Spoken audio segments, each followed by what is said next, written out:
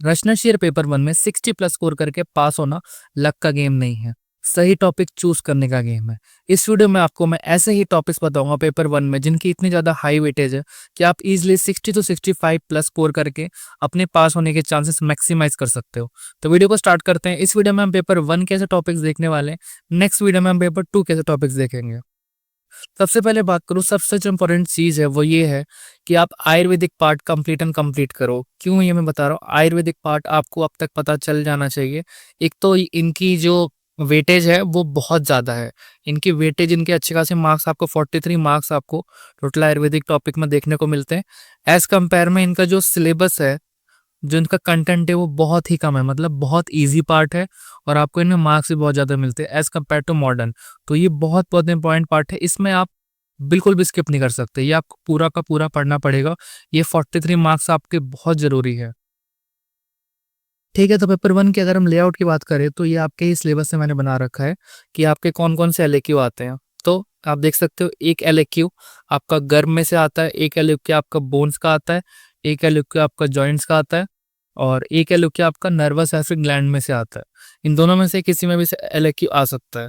ऐसे क्यों आप देख सकते हो, शरीर, एम्ब्रियोलॉजी, अस्थि, 2 आपके, एक मायो से आता है, एक आपका केस, दंत, नख, पेशी से आता है। इस टाइप से आपका ऐसे क्यों रहता है। तो आपको क्या-क्या पढ़ना है और क्या नहीं पढ़ना है, इस लास्ट के 20, 25, 30 दिन जो भी आपके यूनिवर्सिटी प्रॉफ एग्जाम में बच रहे हैं, अगर आपने कुछ भी नहीं पढ़ा तो इन पे ध्यान दो। अगर आपने अच्छे से पढ़ रखा है तो भी इन पे एक थोड़ा आपको प्रायोरिटी लेके चलो, क्योंकि इनकी हाई वेटेज है। सबसे पहले आपको आयुर्वेदिक पार्ट 43 नंबर का तो कंप्लीट करना ही है। देन आपको मॉडर्न पार्ट में embryology, myology, endo and nervous. क्यों मैं ये कह रहा हूँ, देखो एम्ब्रियोलॉजी आपके 5 नंबर की है, लेकिन ये काफ़ी इजी टॉपिक है। एम्ब्रियोलॉजी में आपको बेसिकली 5-6 चीज़ें ही पढ़नी है, इसके बाहर ज़्यादा क्वेश्चन नहीं जाता। मायो में भी आपको 4-5 इंपॉर्टेंट मसल्स पढ़नी है। एंडो और नर्वस, एंडो तो बहुत ईजी पार्ट है। अगर आपने कुछ भी नहीं पढ़ा तो नीट में जो आपने 6 ग्लैंड से ज़्यादा ही आपने नीट में पढ़ रखे हैं, बल्कि 6 ग्लैंड आपको नीट वाले पढ़ने एग्जैक्टली। और थोड़ा सा आप एक्स्ट्रा उसका पढ़ोगे कि क्या उसके एनाटॉमी क्या है, ये सब चीज़ें, और आपके अच्छे खासे मार्क्स एंडो वाले टॉपिक में बन जाएंगे और नर्वस में। और मार्क्स की बात करें तो आयुर्वेदिक पार्ट में आपके 43 बन चुके हैं, एम्ब्रियोलॉजी में आपके 5 मार्क्स बनेंगे, मायो में आपके 5 मार्क्स बनेंगे और एंडो नर्वस में से एक एलएक्यू आएगा और 2 एसएक्यू आएंगे।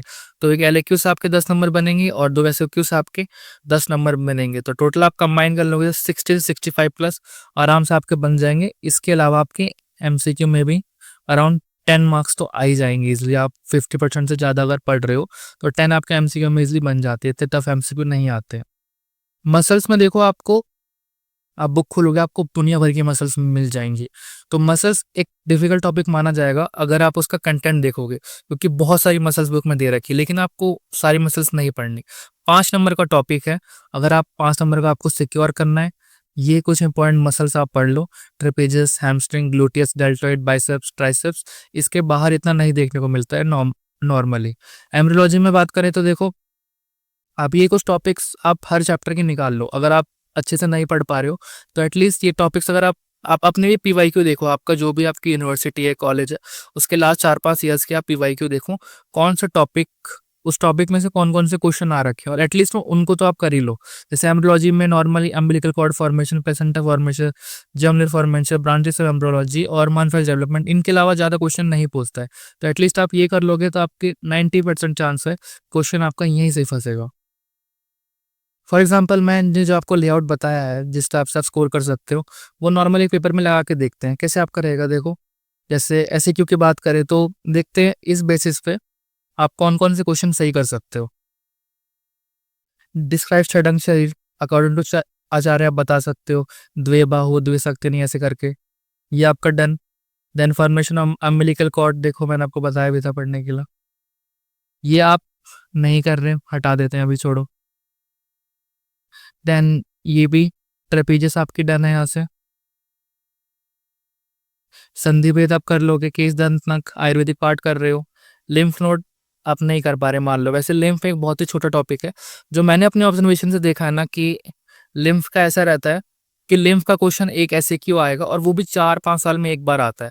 तो लिम्फ अगर मेरी मानो तो आप छोड़ दोगे तो बेटर रहेगा, या करने को भी इतना कोई बड़ा टॉपिक नहीं है, पर अगर छोड़ोगे तो बेटर रहेगा अगर आपके पास टाइम नहीं है तो। पिट्यूटरी ग्लैंड आप अटेम्प्ट कर लोगे, अच्छे खासे आपके बन जाएंगे। मनफेस डेवलपमेंट, गर्भ शरीर का।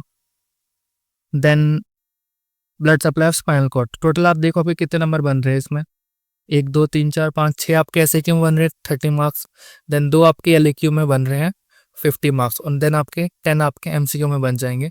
तो इसलिए आपके 60-65 बन जाएंगे प्लस में। और ये चीज़ें भी आप इसमें कुछ तो लिख ही दोगे, नी जॉइंट के बारे में, फिबुला बोन के बारे में, या आपने थोड़ा शुरू में भी पढ़ रखा होगा, कुछ तो आप लिख ही दोगे।